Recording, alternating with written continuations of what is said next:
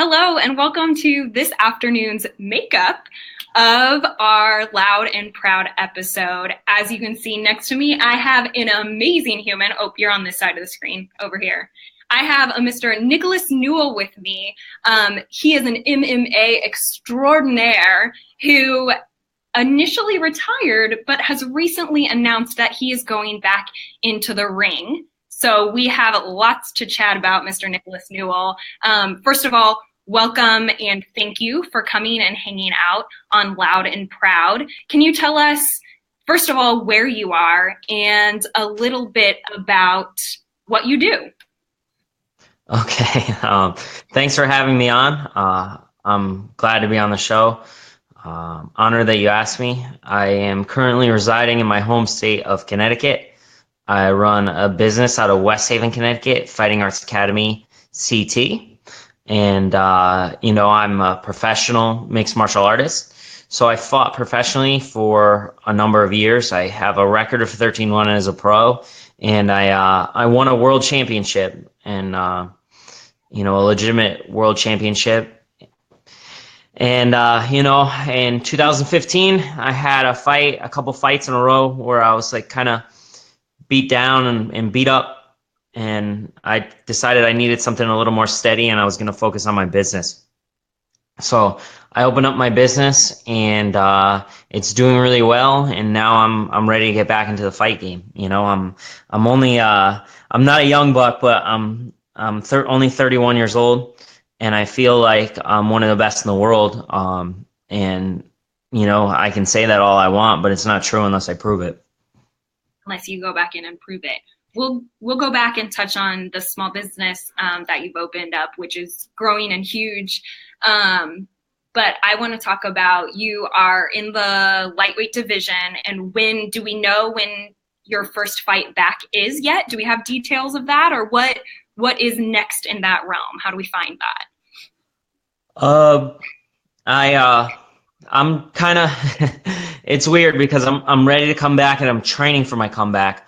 The timeline is looking like late February, early March, for me to step back in the cage.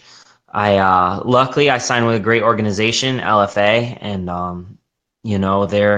they're one of the bigger organizations out there, and they send a lot of guys to the biggest show. They send a lot of guys to UFC and I think it's a good opportunity for me. They gave me a lot of freedom. So they basically told me, like, whenever you're ready to fight, let us know and we'll put you on basically any card that you'd like to go on. So the timeline is going to match up perfectly for me because I have all this freedom to decide. And that's one of the reasons why I went with them. It's amazing. I'm really, really excited for you. I never ever have watched one of your fights live, but that's always been intentional because I want to know that you didn't get hurt before I watch the fights. But I'm very excited for you to go back in the cage and to be fighting, and to, continue to reclaim the fact that you have this amazing reputation and that you are one of the best fighters. Of course, what I like to talk about a lot, and the reason that we met and are friends, is the fact that you also, like I was born with one hand. So you going into the cage, there's the nub right there. There it is. You going into the cage also get a lot of extra media attention around the fact that you have this difference. How does that affect your fights? Does that affect your fights? What does that mean to you, being a fighter with one hand? I mean, to me, it doesn't really mean anything. I'm just a realist, and I'm comfortable with myself. I think that's one thing that a lot of people struggle with that are born missing limbs or stuff is being comfortable with yourself. And I'm lucky enough to have found that peace, and found that balance where I realize that I'm different, and I know that I'm different, and I know that to me life's not going to be fair. It's going to be a lot harder for us to do things, and it's going to be harder to get respect. and it's going to be harder to keep that. And people are going to always have comments on no matter what you do, like, oh, I said you shouldn't do that. People are always waiting to say something, you know. For me, it helped me a lot, get attention and become a name. So it was good. But, at the end of the day, I also face a lot harsher criticism. But I mean, I am the way I am, and I'm fine with that. I'm not running around screaming like, I only have one hand. Isn't this amazing? Like, I just want to be treated like everybody else, and I expect that if I were to lose, that people would say bad things about me, and if I were to win, people say good things about me, and I have my critics and stuff like that, and I'm just fine with it because um, I'm comfortable in what I'm doing, and I realize that the way I train and the things that I do, I'm doing everything the right way, and I'm a good person, and I'm respectful, and I'm just a hard worker, and I'm a blue collar type worker out there in the cage when I fight, and I do this for fun. So if I wasn't enjoying it, I got to a point where I wasn't enjoying it, so I needed to take a break, and now I miss it, and I realize that how much I love it. You don't really know how much you love something until you lose it, you know. Yep.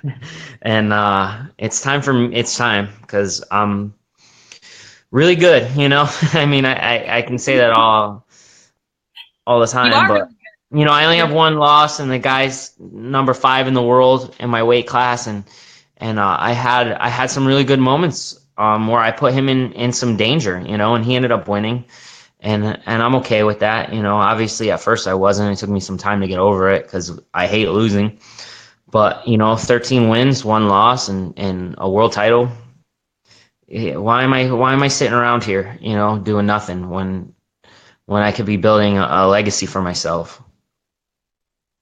Yeah, I mean the fight is inside you, and I know, speaking kind of collectively as the community of people who have gotten to know you over the years, that we are all so excited because whether you realize or acknowledge or care, there's this whole huge community of people who are so excited that you can, with your amazing attitude and with your amazing confidence, walk into the ring where people are talking about this physical difference and just, well, beat the crap out of people.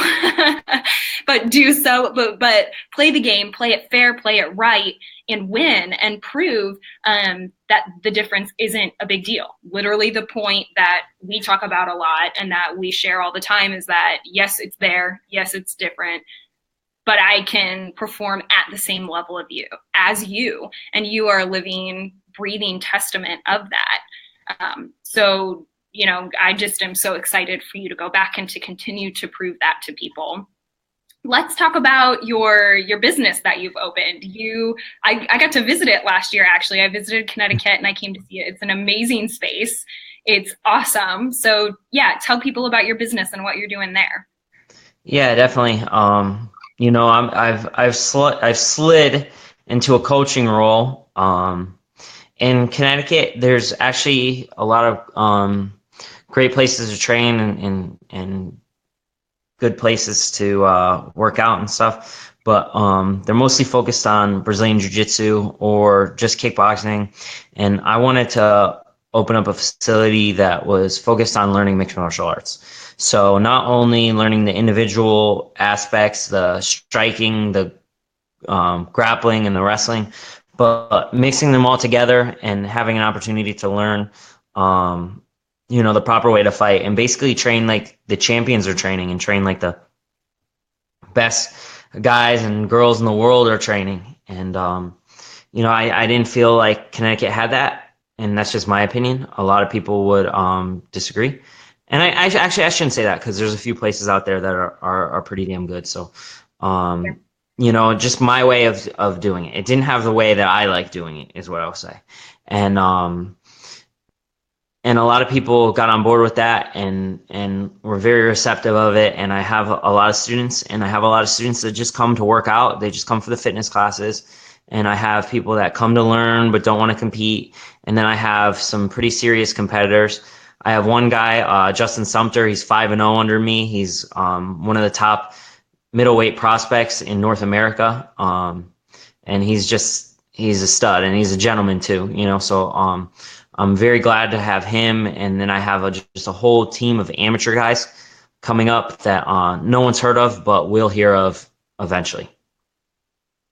So you effectively are training people who are also then going into the cage. Yes. Most of my students don't, but some of them do. And the ones that do, they've been doing very well. So I'm happy. Amazing. But in case you want to find that, I've put the Instagram handle specifically to your business there. Is that also the Twitter handle, Nick? Yeah. I mean, I'm more involved in Instagram, and then you can find us on Facebook at fightingartsct.com. I post a lot of the workouts and stuff like that. Not, the most in-depth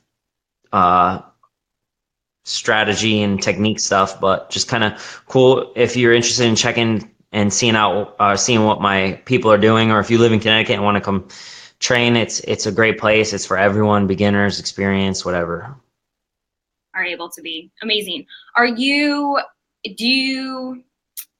am I trying to ask? As the trainer, as the coach stepping in, have you had to adjust in any way the way in which you teach in order to teach to people who have two hands? Did that question make sense? So that's actually a really good question, because grips have always been an issue with me, because I don't know. I just use this grip the whole time. Okay, I always just grip over like this for everything I do, and pinch my elbows. So I grab my bicep on my short arm, and then I kind of clamp. So if I'm here, I'll grab and I'll clamp down. And everyone says your grip is so strong, and I use this. But a lot of the time that doesn't really work for everyone, So I have to kind of figure things out, and I have to research and do a little bit of extra work to make sure that I'm doing the right grip. So I look up how the best people do it. I pick my students' minds. I ask them, and I actually learn things from them. But there's two grips that I like the best, and that's cable grip and seatbelt grip. But I mean, that's like speaking a foreign language, to people that don't train. But I have to do extra research. Oh, are you there, Nick? Yeah, I lost did you hear my audio? Yep, I lost you just for a second. You were talking about the cable grip and the C grip. Are those two grips that you have to adjust? Two hand moves. Two hand moves.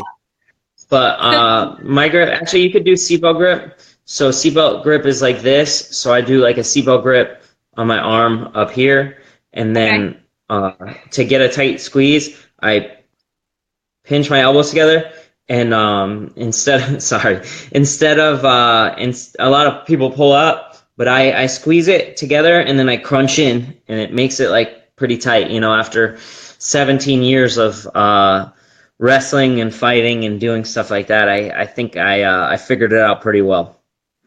Figured out the right way to do it. So just adjusting is what I'm hearing. That figure out and experiment and do whatever you have to do to make it work. Am I putting words in your mouth? That sounds like what you're saying?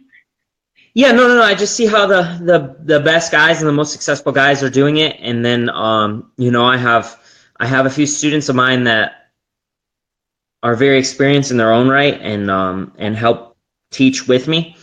I'm in charge, but I have a very strong team, and I have like the most technical guys I know on my squad. So we're doing great things over here, and we're helping each other. So it's good. Awesome. Well, I'm so proud of you for opening a small business, and I'm so proud of you for getting back in the ring. You're doing amazing things, and for those of you who have never yet to meet Nick Newell, like, he's the real deal. We'll sit and chat about life and ridiculous things, and he tells the best stories also. So, I just couldn't be more proud of the work that you're doing. So congratulations for going back. Please do not get hurt. I will continue to not watch your fights until after I hear that you have not gotten hurt. But I'm so excited for you. So congratulations for making that decision, and for heading back in. Oh, thank you, thank you. And obviously, I'm proud of you as well, my friend, for all the great things you've done and things you continue to do, and what you do for the community of one-handed people, no-handed people, one leg, whatever, anyone that's facing adversity. You continue to inspire people, and you keep a positive message, and you keep it lighthearted, and you know, Yeah. I feel like maybe a lot of the boys, look towards me, but there's, the girls need someone to look towards too, and you're doing a great job. Thank you. No, I appreciate that. And the boys For and sure, girls, whatever, I don't know. It's just everyone. whichever, either way, Yeah. I understand what you're saying and I appreciate it. So yet again, thank you for spending time with me. Congratulations on getting married. Nick just got married Oh, literally on yes. Friday. So major congratulations. Say hello to your wife for me. I will. I see her every day. I see her every day. I'll definitely tell her that you said congratulations, and I'm sure she'll watch this too. She's obviously a big fan of yours, and she likes everything that you do, and she pays close attention to what you're doing, and she thinks the world of you. So I'll tell her that you said congratulations if she doesn't watch this. Awesome. I love it. So yes, continued well wishes to you. Thank you for sharing your time. Yet again, I'm going to put up, if you want to find Nick or be able to contact him, there is that handle. Again, be looking for him back Oh, in the spotlight. and Yeah, go ahead. Notorious Newell, at Notorious Newell too, if you want to send me a personal message. Here we go. Hold on. I'm moving over to that one. I had it Yeah, ready. there we Just go. put it. So there is his personal if you're wanting to actually contact him personally. The greatest of great right here. Thank you so much again, Nick, for sharing your time with us today. Yeah. And again, thank you hold on, I'm going to move down to Public House Media for allowing us to be a show on their station. Again, this is Loud and Proud. We will see you next Monday. Oh, and I got this.